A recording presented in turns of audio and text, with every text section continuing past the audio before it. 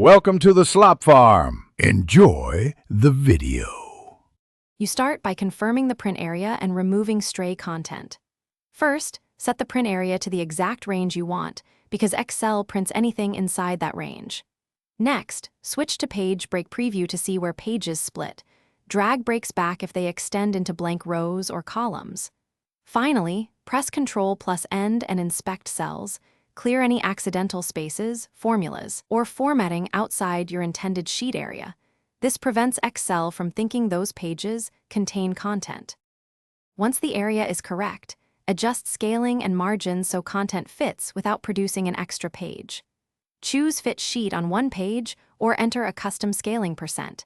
This reduces overflow caused by wide columns or tall rows.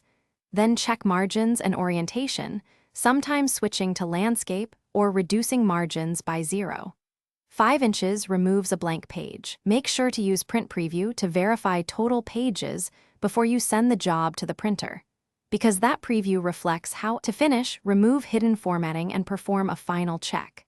Clear formats from unused rows and columns so Excel no longer reserves space. This often fixes phantom pages. Then print to PDF first.